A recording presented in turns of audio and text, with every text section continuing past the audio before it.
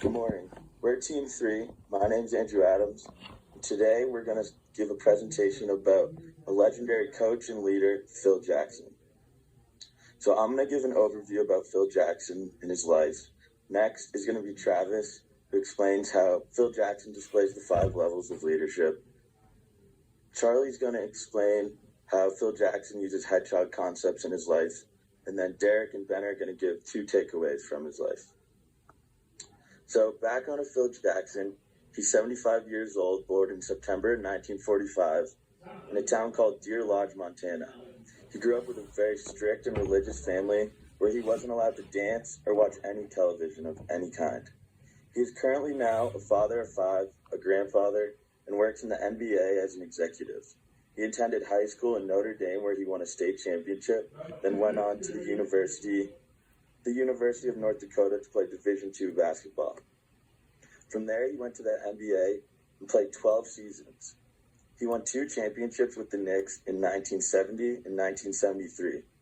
From there, he went on to be the head coach of the Chicago Bulls from 1989 to 1998, where he won 6 championships. After that, he went to become the head coach at the Los Angeles Lakers from 1999 to 2011, where he won 5 more championships. He won a combined 13 championships as a player and coach, which is the most in NBA history. His most famous coaching ideas are the triangle offense developed by Tex Winter and bringing a holistic approach to coaching. His players nicknamed him the Zen Master, and he used quote-unquote Zen and spiritual approaches to his life and teachings. In 2007, he was named into the NBA Hall of Fame, and just for some examples, he coached and developed some of the biggest legends in NBA history, like Michael Jordan or Shaquille O'Neal or Kobe Bryant, which are just a few. Next, I'm going to hand it off to Travis to explain how he's a level 5 leader.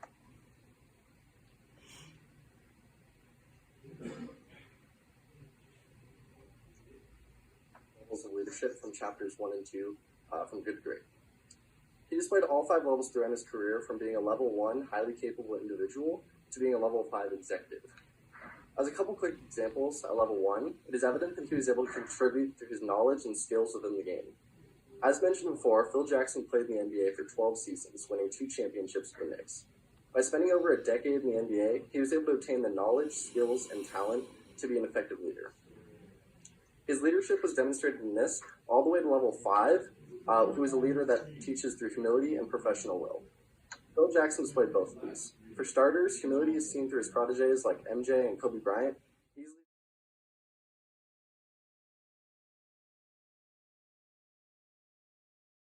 Usually pretty tough to mold, and he was able to do so. The next understanding of the hedgehog concept was understanding that what he could be the best in the world at. In his quest to be this great leader, he studied human psychology, Native American philosophy, and meditation. This enabled him to a kind of new approach in leadership that was able to be the best, and it was based on freedom and selfless teamwork. And the last is understanding what drives his economic engine.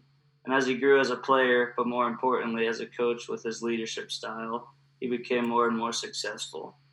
He has many amazing leadership qualities and was able to grow by applying the hedgehog concept to his journey. And now I'm going to pass it on to Derek, who's going to talk about some key takeaways. Thanks, Charlie. Now that you guys have learned a bit about why and how Phil Jackson is a great leader, Ben and I are going to share some key takeaways and lessons that you can learn from. One of the great lessons that you guys can take away from this presentation on Phil Jackson is his philosophy on the way he coached his players. Focus on the team, not the goal. Of course, every coach or CEO wants, his or her team to win the game or generate high profits.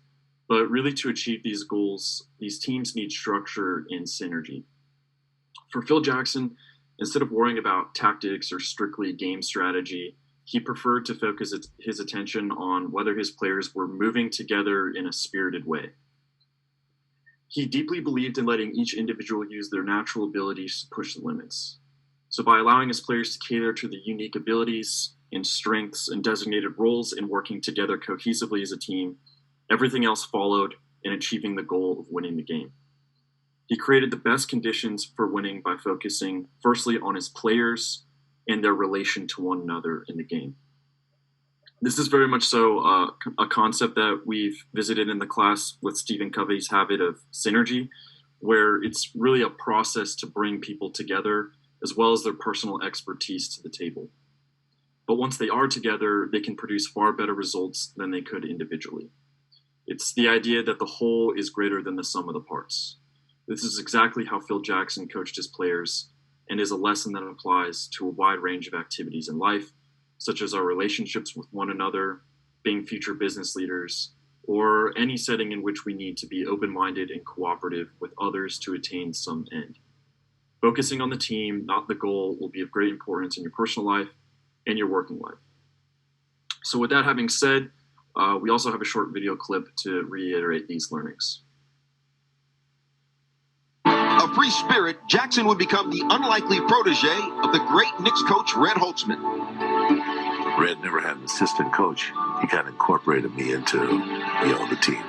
What'd you see? What do you think we should do? How you see in the game? I would ask him questions about what's he looking for. I found a bond, became kind of like his pet. I learned some basketball. I learned a lot about how to handle people, and I learned a lot from my teammates about how to play together. We really believed as players with the New York Knicks that everybody had to be involved. There's the belief that everybody should touch the ball. Everybody had to be a part of what we were doing. The New York Knicks have defeated the Los Angeles Lakers, winning their second championship of all time. That was a beginning of something that was to lead to this later life. It's a journey that begins with a single step. It's a 1,000-mile journey. You've got to remember that each game is that step that you take along the way, as is each practice. It's that law of the jungle poem that Rudyard Kipling wrote. Simply that the strength of the wolf is the pack. Is that we don't stand as individuals in this game. This is a team game. And that the stronger the bond is between players, that's where the strength becomes. And the wolf has to rely on the pack to fulfill what it's going to do.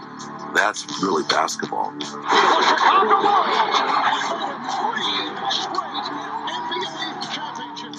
Phil was just a fascinating person who was willing to kind of try anything to motivate the team and keep us interested. It's been pretty well documented. He would have these meditation sessions. He has his whole Zen thing that he has a belief in. Once everybody's connected, then the picture is beautiful and the bond is stronger. Oh my God, that was beautiful.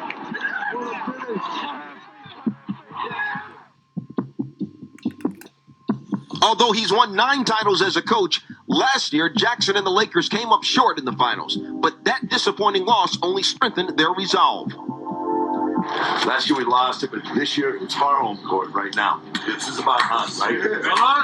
I think the biggest thing is to always believe in your players. We focus now. We got to focus. 1, 2, 3, right? It might be demonstrated in a moment what.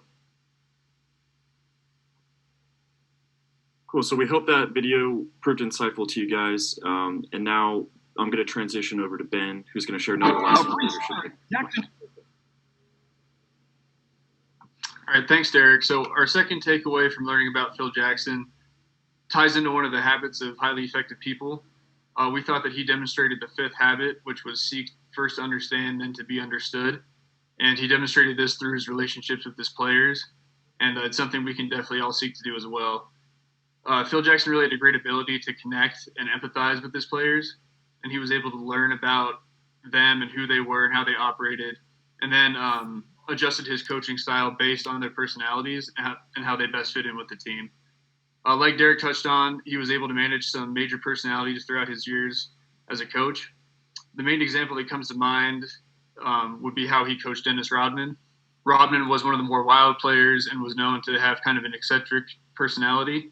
And in The Last Dance, it even details how Phil Jackson coached him differently and even allowed him to have 2 days off right before the playoffs to go to Las Vegas during the season.